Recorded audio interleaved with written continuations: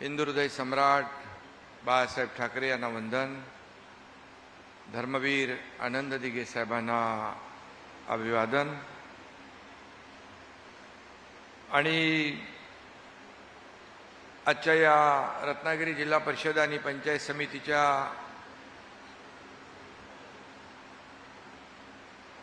प्रचारासाठी उपस्थित उद्योग आणि पालकमंत्री उदय सामंत, आमचे राज्यमंत्री योगेश कदम, आमदार किरण भैया सामंत, राहुल पंडितजी, दीपक पटवर्धन, बाबूशेठ माप, बंड्याशेठ साळवी, शिल्पा सुर्वे, संजनाताई घाडी, सर्व शिवसेना, भाजपा, RPI, महायुतीचे सर्व पदाधिकारी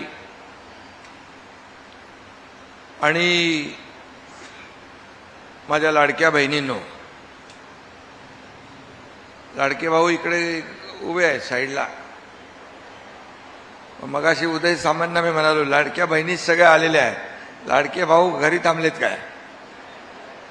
पण खरं म्हणजे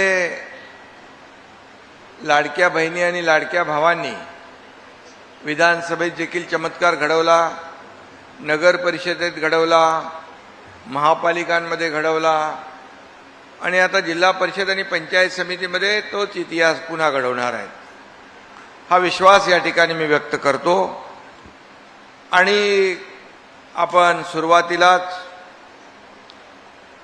दिवंगत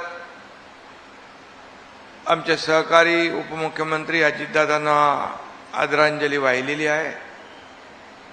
एक अतिशय मोकळ्या ढाकळ्या मनाचा परखड स्पष्ट वक्ता आपल्यात नाही आहे. मी त्यांना विनम्र श्रद्धांजली अर्पित करतो. दुःखाचं सावट आहे आणि निवडणुकाही त्याच दरम्यान आहे. या निवडणुका कार्यकर्त्यांच्या आहेत आणि म्हणून नेत्यांच्या निवडणुका म्हणजे आमच्या निवडणुका लोकसभा विधानसभाच्या निवडणुका ज्या आहेत, हेच कार्यकर्ते जे व्यासपीठावर आहेत, समोर आहेत, ते कार्यकर्ते निवडणुका जिंकून देत असतात. आणि म्हणून कार्यकर्त्यांच्या निवडणुका मध्ये देखील नेत्यांनी तेवढंच महत्त्व दिलं पाहिजे, अशा प्रकारची भूमिका आपण सगळेजण घेत असतो. आणि म्हणून मी तुम्हाला विनंती करायला आलोय की या सर्व कार्यकर्त्यांच्या निवडणुकांमध्ये आपण महायुतीचे उमेदवार शिवसेना भाजपाचे यांना निवडून द्या आणि रत्नागिरी जिल्हा परिषदेवर महायुतीचा भगवा फडकवा, अशा प्रकारची विनंती मी आपल्याला करायला आलेलो आहे. खरं म्हणजे रत्नागिरी कायमच रत्नांची खाण राहिलेली आहे. 1, 2 नाही तर 3 भारतरत्न या जिल्ह्याने दिलेली आहेत. रत्नागिरी हा शिवसेनेचा बालेकिल्ला आहे, महायुतीचा बालेकिल्ला आहे. या भूमीमध्ये अतिशय वेगवेगळ्या क्षेत्रात काम करणारे बुद्धिमान लोकांचा जन्म झालेला आहे. संकटांना मुकाबला करण्याची शक्ती इथल्या लोकांमध्ये आहे. शिवसेनेलाही जनसेवेसाठी अशी अनमोल रत्न या ठिकाणी मिळालेले आहेत. हे सगळे व्यासपीठावर बसलेले आहेत. कष्टकरी कोकणी माणसानं आपल्या कष्टाने या भूमीचं सोनं केलेलं आहे. कोकणात आला आणि पोपळी खाल्ला अशी म्हण आहे, पण बाळासाहेबांनी कोकणात जन्मला आणि शिवसैनिक झाला, अशा प्रकारचं जे काय ब्रीद वाक्य आहे, ते बाळासाहेब आणि कोकण एक वेगळं नातं होतं, एक जिव्हाळ्याचं नातं होतं. आणि म्हणून कोकणामध्ये राहणारा हा कोकणातून चाकरमानी म्हणून मुंबईत गेलेला प्रत्येक शिवसैनिक झालेला आणि बाळासाहेबांचा शिवसैनिक होऊन भगवा त्याने हाती धरलेला आहे. आणि म्हणून रत्नागिरीतला मतदार देखील हुशार आहे. तो शाना आहे, त्याला कुणी फसवू शकत नाही. आणि फसवणूक करणाऱ्यांना तो 14वर रत्न दाखवतोच, दाखवल्याशिवाय राहत नाही. अशी रत्नागिरीकरांची एक आगळी वेगळी ओळख आहे. आणि म्हणून रत्नागिरी नगर परिषदेच्या निवडणुकीमध्ये देखील आपलं झालंय ना, शिल्पाताई सुर्वे या नगराध्यक्ष म्हणून निवडून आल्या, त्यांचं मी अभिनंदन करतो, तुमचं अभिनंदन करतो, तुम्ही त्यांना निवडून दिलं. 32 पैकी 29 जागा महायुतीच्या पारड्यामध्ये टाकल्या. कारण कोकणातली जनता शिवसेना महायुतीवर प्रेम करणारी जनता आहे आणि शिवसेनेचं देखील कोकणी माणसावर प्रेम. मी आता सांगितलं या ठिकाणी इथं कोणीतरी बिनविरोध पण आलाय का? पद्मजा, डॉक्टर पद्मजाताई कांबळे हे बिनविरोध आलेले आहेत, म्हणजे पाली नानीत पंचायत समितीमधून. म्हणजे विजयाची नांदी सुरुवात झालेली आहे, विजयाची आपली सुरुवात झालेली आहे. आणि म्हणून या पुढच्या काळात 2-3-4 दिवसामध्ये आपल्याला या ठिकाणी काम करायचं आहे. महायुतीचं काम करून या ठिकाणी सर्वच्या सर्व लोकांना विजयी करायचं आहे. आपण केलेली कामं मी सांगण्याची गरज नाही. मगाशी उदय सामंत यांनी सांगितलं काय काय केलं. मी मुख्यमंत्री असताना अनेक योजना आपण केल्या, अनेक प्रकल्प आपण पुढे नेले, अनेक उद्योग आपण या ठिकाणी आणले. उद्योग जेव्हा मी मुख्यमंत्री होतो तेव्हाही उद्योग मंत्री माझ्या सोबत होते, तेव्हाही मोठ्या प्रमाणावर या परदेशी गुंतवणूक आपल्या महाराष्ट्रात आली. परवा देखील गेल्या आठवड्यात देवेंद्रजी आणि उदय सामंत गेले, त्यांनी 30 लाख कोटीचे करारनामे केले. हा एक महाराष्ट्रासाठी फार मोठी अचिव्हमेंट आहे, कारण मोठ्या प्रमाणावर त्यातले कारखाने उद्योग इथं कोकणात देखील येतील आणि कोकणी माणसाच्या रोजगार हाताला मिळेल, काम मिळेल, इथून नोकरीसाठी दुसऱ्या शहरामध्ये जाण्याची आवश्यकता लागणार नाही. ही भूमिका आपल्या महायुती सरकारची आहे. ज्या ज्या ठिकाणी लोक राहतात, ज्या ज्या ठिकाणी त्यांचं वास्तव्य आहे, त्या त्या ठिकाणीच रोजगार मिळाला पाहिजे, त्यांच्या हाताला काम मिळालं पाहिजे. आणि म्हणून या ठिकाणी आपली जी काही आपला प्रयत्न आहे तो यासाठीच आहे. आणि म्हणून खऱ्या अर्थाने आपण जर पाहिलं तर अनेक कामं आपण केलेली आहेत. आता काय करायची आहेत ती या निवडणुकीनंतर आपण करणार. आकडे तर माझ्याकडे आहेत, पण मी ते काही सांगू इच्छित नाही. कारण मी मुख्यमंत्री असताना माझ्याकडे आलेली विकास कामांची फाईल मी कधी थांबवली नाही. तात्काळ 1 मिनिटामध्ये सही करून मोकळा झालो. आणि म्हणून मला तिथं गेल्यानंतर कळतंय की तुम्ही मुख्यमंत्री असताना हे काम दिले, या प्रकल्पाला मान्यता दिली आहे, या प्रकल्पाला पैसे दिलेले आहेत. मुख्यमंत्री झाल्यानंतर पहिल्या कॅबिनेटमध्ये देवेंद्रजी आणि मी या महाराष्ट्रातल्या पाणी प्रश्नावर आम्ही निर्णय घेतला, शेतकऱ्यांवर पण निर्णय घेतला. मी मुख्यमंत्री असताना माझ्या 2.5 वर्षाच्या कारकिर्दीमध्ये मुख्यमंत्री लाडकी बहीण योजना, लेक लाडकी लखपती योजना, एसटी मध्ये 50% सवलत देण्याचा निर्णय, त्याचबरोबर मुलींचं उच्च शिक्षण असेल, त्याचबरोबर शेतकरी सन्मान योजना असेल, ज्येष्ठांना मोफत सवलत असेल, पीक विमा योजना असेल, अशा अनेक योजना. जसं आदरणीय प्रधानमंत्री महोदयांनी शेतकरी सन्मान योजना केली, वर्षाला 6,000, आपण त्याच्यात आणखी 6,000 रुपये टाकले, 12,000 रुपये शेतकऱ्याला वर्षाला मिळू लागले. अनेक योजना शेतकऱ्यांसाठी आपण केल्या. शेतकरी आपला हा केंद्रबिंदू आहे, अन्नदाता आहे, त्याला कुठल्याही परिस्थितीमध्ये तोशीस लागता कामा नये.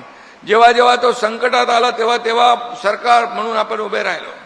मी मुख्यमंत्री असताना सगळ्या अटी शर्ती तोडून टाकल्या, बाजूला ठेवल्या. सततच्या पावसामुळे होणारं नुकसान असेल, त्याच NDRFच्या दुप्पट आपण देण्याचा निर्णय घेतला. अनेक आपण त्यामध्ये सततच्या पावसामुळे होणारं नुकसान मिळत नव्हतं, ते देण्याचं काम आपण केलं. आणि म्हणून या राज्यातला प्रत्येक घटक, मग शेतकरी असेल, कष्टकरी कामगार असेल, माझ्या लाडक्या बहिणी आहेत, भाऊ आहेत, ज्येष्ठ आहेत, या सगळ्यांना काही ना काही त्यांना आधार देण्याचं काम सरकारने केलं. आम्ही सर्वसामान्यांचं सरकार म्हणतो, मग सर्वसामान्यांसाठी आपण काही केलं पाहिजे ही भावना मनामध्ये ठेवून केले.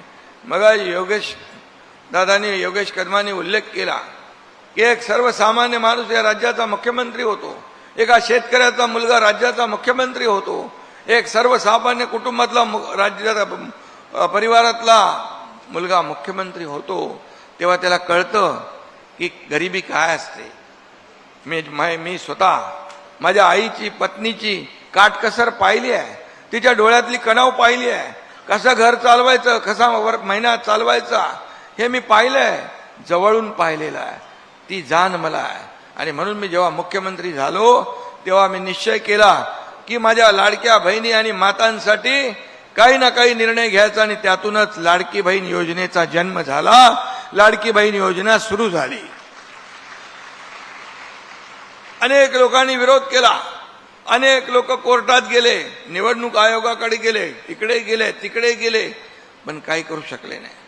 कारण तुमचा लाडका भाऊ मुख्यमंत्री एकनाथ शिंदे बसला होता तिथं, त्यामुळे कोणी काही केलं तरी त्याचं चालू दिलं नाही. मी, देवेंद्रजी, तेव्हा अजितदादाही होते, आणि आम्ही निश्चय केला की योजना राबवायची. योजनेचा खर्च किती आपल्याला माहित आहे, वर्षाला 45,000 कोटी रुपये. एवढं धाडस करण्याची हिंमत त्या काळामध्ये मी मुख्यमंत्री असताना घेतली. मी म्हणालो हे पैसे कुणाचे आहेत, हे सर्वसामान्य लोकांचे आहेत, गोर गरिबांचे आहेत, माझ्या लाडक्या बहिणींचे आहेत, भावांचे आहेत, शेतकऱ्यांचे आहेत. त्यांच्यासाठी काही ना काही केलं पाहिजे. कितीतरी कुटुंब अशी गरीब आहेत की कसा महिना काढायचा या त्यांची भ्रांत त्यांना असते. काही तर एका गावामध्ये, दुर्गम भागामध्ये आम्ही गेलो, तिथं बघितलं, कणालो काय अतिशय दारिद्र्य होतं. कसं काय तुम्ही चालवता? बोले आम्ही भात शेती करतो आणि 1,500 रुपये येतात, त्याच्यामध्ये मीठ, मिरची, मसाला, तेल करून आम्ही आमचा प्रपंच चालवतो. अशी कुटुंब आहेत. आणि काही महिला एकत्र येऊन छोटा व्यवसाय मोठा करतायत, मोठा व्यवसाय आणखी मोठा करतायत, क्रेडिट सोसायट्या करतायत, महिला आपला बचत गट करतायत, स्वतःच्या पायावर उभ्या राहतात. अनेक सक्सेस स्टोरी आपण पाहतोय. काही लोक म्हणतात अर्थसंकल्पावर ताण आला, अर्थसंकल्पावर ताण आला. अरे पण तुम्ही हे पण बघा की किती माझ्या लाडक्या बहिणींना, करोडो लाडक्या बहिणींना सहीचा अधिकार मिळाला, स्वतःचे पैसे काढण्याचा अधिकार मिळाला, त्या आत्मनिर्भर झाल्या, त्यांचा समाजात मान सन्मान वाढला, कुटुंबात देखील मान सन्मान वाढला. मग काय, मग पुण्याचं काम कुठलं?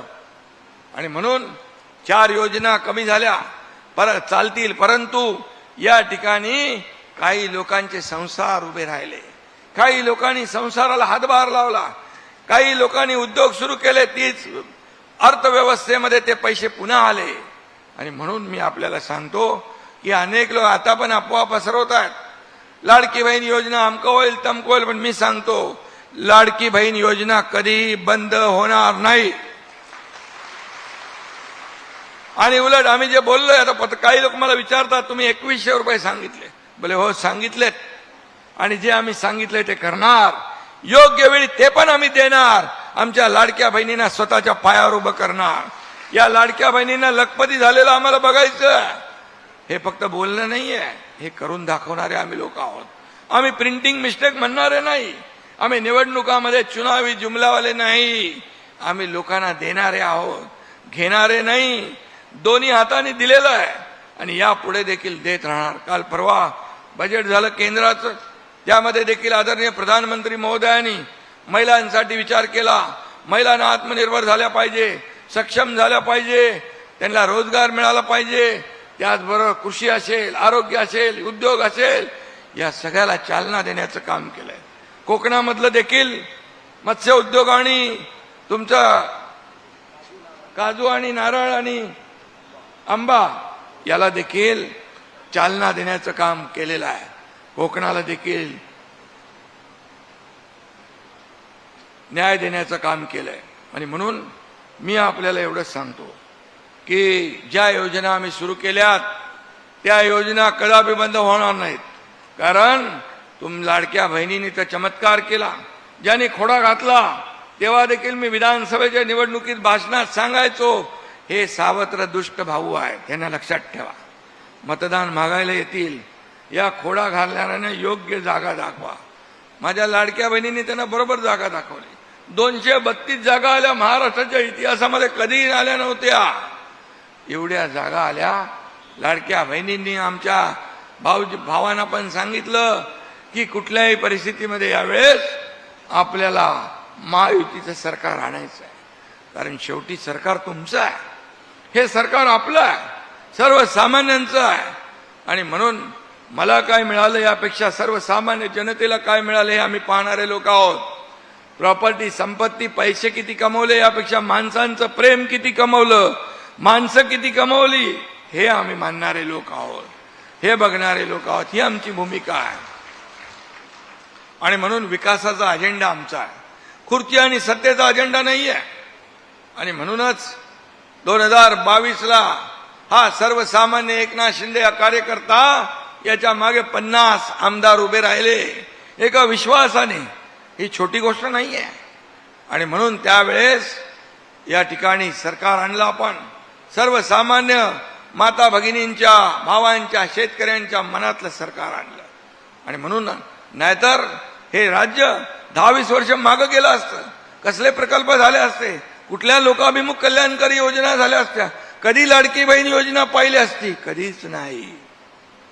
आणि म्हणून माझ्या लाडक्या बहिणींना माझी विनंती आहे की आपण या निवडणुकीमध्ये जे लोक येतात प्रचार करायला, अमकं देतो तमकं देतो, हे करतो ते करतो, खोटी आश्वासन देतात, पण तुम्हाला मी एवढंच सांगतो, हा एकनाथ शिंदे मुख्यमंत्री असताना जी या महायुती सरकारने लाडकी बहीण योजना सुरू केली आहे, ती फक्त निवडणुकीपुरती नाही, ती फक्त दसरा दिवाळी पुरती नाही, दर महिन्याची ओवाळणी तुमच्या खात्यामध्ये जमा होणार म्हणजे होणार. हा फरक आहे. आणि म्हणून शेतकऱ्यांसाठी देखील आम्ही निर्णय घेतले, शेतकऱ्यांसाठी देखील आम्ही आश्वासन दिलंय, त्याची आम्ही योग्य वेळी पूर्तता करणार. आणि कुठलीही घोषणा, कुठलंही आश्वासन आम्ही होल ठरवणार नाही, कारण आम्ही दिलेला शब्द पाळणारे लोक आहोत. आणि म्हणून या कोकणामध्ये आता विकासामध्ये, आता जसं आपल्या उद्योग मंत्री म्हणाले, दुबईप्रमाणे ग्लोबल विलेज करायचं. खरं म्हणजे कोकणासारखं पोटेन्शियल कुठंच नाही. कोकणात निसर्गरम्य किनारे आहे, इथं समुद्र किनारा आहे, 720 किलोमीटरचा समुद्र किनारा आपल्याला लाभला आहे, निसर्गरम्य सगळे परिसर आहे. पर्यटनाला चालना देऊ शकतो आपण, ग्लोबल विलेज करू शकतो, इथं रोजगार देऊ शकतो, पर्यटनाला चालना देऊ शकतो, हाताला काम मिळेल, रोजगार मिळेल. इथला तरुण, माझा लाडका भाऊ बहीण आपल्या आई वडिलांना आपली जन्मभूमी सोडून जाणार नाही दुसरीकडे, इथंच त्यांना काम मिळेल. ही भूमिका आपल्या सरकारची आहे. त्याचबरोबर आपण आता ग्रोथ सेंटर करतोय, 11 ग्रोथ सेंटर MSRDC करते, कोस्टल रोड, सागरी मार्गाच्या बाजूला, त्या ठिकाणी देखील हजारो लाखो लोकांना रोजगार मिळणार आहे, MSRDC करते आहे. आणि म्हणून हे सगळं जे आहे, हा विकासाचा अजेंडा राबवणारे आपण लोक आहोत. आपलं सरकार पॉझिटिव्ह आणि प्रॅक्टिकल आहे, लोकांच्या हाताला काम देणार आहे, विकास करणार आहे, विकासाला प्राधान्य देणार आहे. आणि म्हणून या ठिकाणी परत आपण ग्रीनफील्ड हायवे करतोय. या ठिकाणी जो नागपूर मुंबई समृद्धी मार्ग केला, पुणे मुंबई एक्सप्रेस झाला, तसाच ऍक्सेस कंट्रोल एक्सप्रेस मुंबई ते गोवा तोही आपण करतोय. पूर्णपणे कोकणाचा भरभराट या ठिकाणी या रस्त्यामुळे होणार आहे. आज आपण पाहिलं मुंबई पुण्याची काय परिस्थिती होती पूर्वी, आज तिथं मोठी डेव्हलपमेंट झाली, रिअल इस्टेट आली, IT पार्क आला, मोठा मोबाईल आपला ऑटोमोबाईल हब आला, सर्व्हिस इंडस्ट्री आली. आज नागपूर मुंबई एक गेम चेंजर प्रकल्प ठरला. आणि म्हणून तसाच गेम चेंजर प्रकल्प या कोकणामध्ये देखील आपल्याला आणायचा आहे. त्याचं DPRचं काम सुरू झालंय, पुढची कामं सुरू होत आहेत. त्याचबरोबर 7 खाड्यांवरचे पूल आपण करतोय, दाभोळ खाडी असेल, इतर खाड्या आहेत, त्यांना आपण त्यांच्यावरचे पूल करतोय. 11 ग्रोथ सेंटर आपण करतोय, सगळे बीच आपण कनेक्ट करतोय, पर्यटनाला चालना या ठिकाणी मिळणार आहे. आणि म्हणून असे अनेक प्रकल्प या कोकणामध्ये येत आहेत. आणि म्हणून तुम्हाला देखील तुमची जबाबदारी आहे. माझ्या लाडक्या बहिणींना देखील आरोग्य विभागाच्या माध्यमातून आम्ही अनेक योजना केल्या. माता सुरक्षित, कुटुंब सुरक्षित, 3 कोटी महिलांची तपासणी झाली. महिला आपला स्वतःचा आजार बाजूला ठेवतात, तपासण्या बाजूला ठेवतात, हेळसांड करतात, आजार बळावला की अडचण होते. आणि म्हणून या ठिकाणी मॅमोग्राफीच्या गाड्या, मोबाईल गाड्या असतील, कॅन्सर डिटेक्शनच्या गाड्या असतील, त्या आपण सुरू केलेल्या आहेत. या ठिकाणी अनेक आपल्या महिलांसाठी देखील योजना आपण केल्या. आज 1.5 लाखाची योजना महात्मा ज्योतिबा फुले, मी मुख्यमंत्री असताना 5 लाख रुपये केले, केंद्राचे 5 लाख, आपले 5 लाख रुपये. आज वैद्यकीय सहायता कक्षाच्या माध्यमातून देखील आपण कामं करतोय आणि अनेक अनेक मुंबईला देखील आज या भागामध्ये कधी कॅम्प झाला तुमचा? उदय सामंत यांच्या वाढदिवसानिमित्त काय केलं त्यांनी? आरोग्य शिबिर केलं. लोकांचं आरोग्य तपासणी असेल, त्यामध्ये निदान असेल, उपचार असेल, हे सगळं करतोय आपण. लहान मुलांच्या हृदयावर छिद्र, ते फार महागडी शस्त्रक्रिया असते. आम्ही वाढदिवस असा साजरा करत नाही. या सर्व लहान मुलांच्या किती हजार केले रे बाबा? 7,000 लहान मुलांच्या हृदयावरच्या छिद्रांच्या शस्त्रक्रिया झाल्या. कोट्यावधी रुपये जे आहेत, 450 कोटी रुपये तर मगाशी सांगितलं उदय सामंत यांनी मुख्यमंत्री सहायता निधीमधून. आणि म्हणून हे सगळं जे आहे, या सगळ्याचा लाभ आपण घेतला पाहिजे. आरोग्याबद्दल माझ्या लाडक्या बहिणींनी हेळसांड करता कामा नये. वेळच्या वेळी निदान झालं पाहिजे आणि उपचार झाले पाहिजे. शेवटी कुटुंब तुमच्यावर अवलंबून आहे. आणि म्हणूनच आम्ही लाडक्या बहिणींना प्राधान्य देण्याचं कारण, हे लाडकी बहीण आपल्या कुटुंबाची खमकी प्रमुख. आणि म्हणून त्या आईच्या नावाचा आम्ही तोही निर्णय घेतला. आपल्या नावाच्या पुढं फक्त वडिलांचं नाव होतं, आईचं नाव लावण्याचा निर्णय देखील आपल्या सरकारने घेतला. आज 7/12 देखील आमच्या लाडक्या बहिणींची नावं लागत आहेत, त्याला देखील आम्ही प्राधान्य देतोय. हे आत्मनिर्भर, आत्मसन्मान देण्याचं काम ज्याचा प्रधानमंत्री करतात, ते राज्यात देखील आपण करतोय. आणि मला याचा विशेष आनंद आहे. पदे येतात जातात, पुन्हा येतात, पण मला एकच आनंद आहे, मी आज ज्या ज्या ठिकाणी जातोय राज्यभरामध्ये, माझ्या लाडक्या बहिणी आवर्जून मोठ्या संख्येने उपस्थित असतात, वाट पाहत असतात, सभेमध्ये असतात, रस्त्याच्या दुतर्फा असतात. गावागावामध्ये चित्र मला पाहायला मिळतंय. भर उन्हामध्ये रात्री उशिरा 10-11 वाजले तरी सुद्धा माझ्या लाडक्या बहिणी वाट बघत असतात. ही माझी ओळख जी निर्माण झाली आहे, या करोडो लाडक्या बहिणींचा लाडका भाऊ, ही माझ्या सगळ्या पदांपेक्षा मोठी ओळख आहे, सगळ्या पदांपेक्षा. आणि म्हणून आम्ही जे करतोय, जे केलं आहे, या ठिकाणी हे लोकांपर्यंत पोहोचवलं पाहिजे. हे लोकांपर्यंत पोहोचवलं पाहिजे. जे करायचंय ते करणारच आपण आहोत. या मला वाटतं रत्नागिरीचा हिशोब जर केला, रत्नागिरी जिल्ह्याचा, तर सगळ्यात जास्ती पैसे रत्नागिरी जिल्ह्याला मी दिले असतील.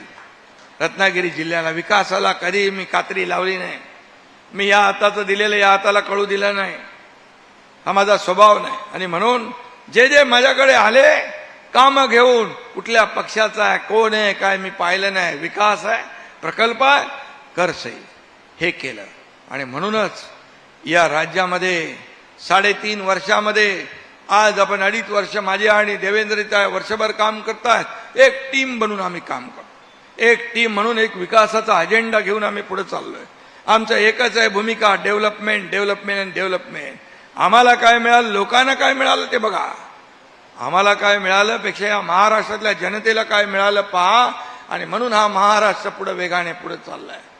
देश वेगाने पुढे जातोय, भारत वेगाने पुढे जातोय, आर्थिक महासत्तेकडे वाटचाल करतोय. आणि महाराष्ट्राचं देखील त्यामध्ये योगदान मोठं असलं पाहिजे. आणि म्हणून आमचा हा प्रयत्न आहे. 30 लाख कोटी रुपये MOU साईन झाले. एवढ्या मोठ्या प्रमाणावर परदेशी गुंतवणूक काय ते, त्यांचा विश्वास महाराष्ट्रावर आहे. इथं इन्फ्रास्ट्रक्चर आहे, इथे कनेक्टिव्हिटी आहे, इथे स्किल मॅनपॉवर आहे, इथे सिंगल विंडो क्लिअरन्स आहे, इथे सगळ्या गोष्टी आपण देतोय. आणि म्हणून या रत्नागिरीमध्ये उद्योग मंत्री जे आहेत तिथंच बिलकुल कुठेही काही कमी पडणार नाही. आणि विकास निधीसाठी ही ग्रामीण भागातली निवडणूक आहे. ही जिल्हा परिषद पंचायत समित्या या ग्रामीण भागाचा विकास करण्यासाठी आहे. या ठिकाणी पाणंद रस्ते असतील, या ठिकाणी अनेक ग्रामविकास ग्रामविकासच्या माध्यमातून योजना असतील, आपल्या मनरेगातल्या योजना असतील, ग्रामीण भागातल्या विहिरी असतील, पाणंद रस्ते असतील, गोटा असेल, अनेक आपला जे आता तर भरत गोगावले आहेत, यापूर्वी आपले भमरे मामा होते, खूप मोठ्या प्रमाणावर कामं झाली आणि म्हणून रस्त्यांची कामं झाली, ग्रामविकास ग्राम सडक योजना झाली, पंतप्रधान सडक योजना झाली, आवास योजना झाल्या, खूप मोठ्या कामावर किती वाचाय किती सांगू मी आपल्याला एवढंच सांगतो की महायुती सरकार जे फक्त आणि फक्त या जनतेच्या कल्याणासाठी काम करते. या सर्वसामान्य लोकांच्या आयुष्यामध्ये चांगले दिवस आले पाहिजे म्हणून आम्ही काम करतोय.